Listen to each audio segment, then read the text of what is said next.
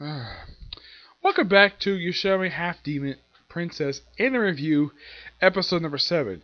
You probably noticed though my chair is slightly different, how I'm sitting a little differently. Well, I decided to switch chairs again, purely based upon the fact that my chair is coming apart. So until I get a new chair, I'm basically in the wooden chair for a while. I'm discussing this is the 6th episode of this review series. Now, the episode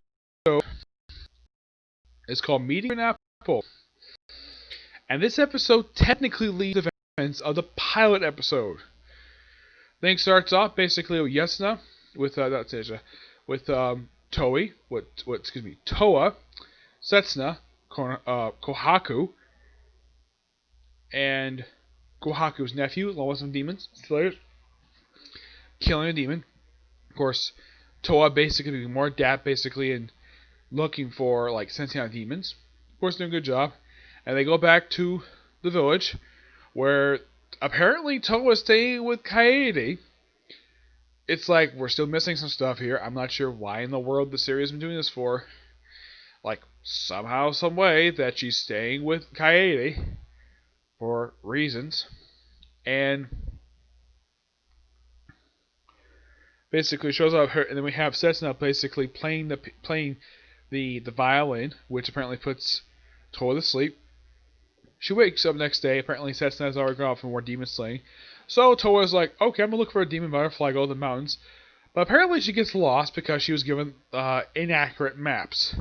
Maps that are about 400 years, or 400 years late. Anyways, so just by sheer coincidence, just happened to run into a pirate named Ruka. Yep, a pirate. And he just thinks that she's a guy because of the way she dresses. And then she finds, oh yeah, you're a princess, even though she kind of is, because her grandmother is basically a high official for demons. Though she does not know she's a half demon. Nope. Just assumes she's a woman based upon the way she dresses. She probably thinks it's normal, basically, to have hair like that. So, they talk about her sword briefly, how it's a knockoff of the Kochimogen. And then he leaves his sword behind. It turns out it's the actual one, which belongs to Deputy Shogun. Even I agree, basically, with her, wait, since when there were Deputy Shoguns? Yeah, this made no freaking sense at all. And yet, she's arrested by the Deputy Shogun's men, and this guy who apparently is his advisor. So, and then this leads into the events of the pilot episode. This explains that. Mostly put from that point forward, it's mostly the same, except they actually added in some new stuff here. Mostly what Setsuna and Moha were up to.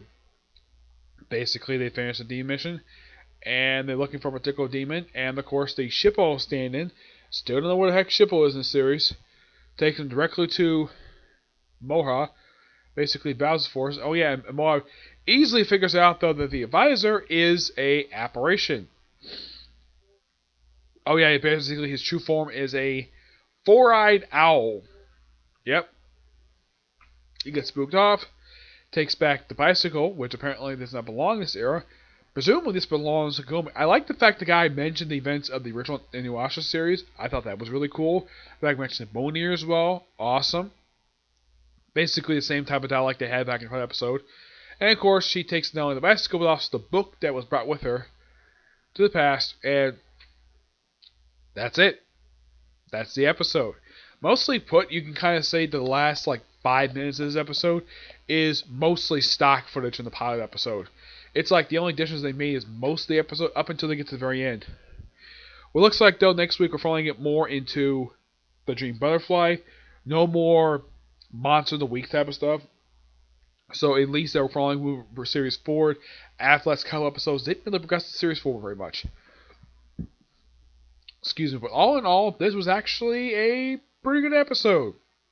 Definitely for next week because it looks like that we're going to get a flashback to Inuyasha next week. That's going to be interesting. If there's going to be one. Of course, next week's episodes air, well, presumably, if in fact they do this, where they release the next episode for this series is released on Christmas Day. Now, that's pretty much it for this particular review. Now, I do have more video I'm going to do. I'm going to watch the new episode. And I'm gonna basically do something just a little before that, do some reading, and then of course basically review it.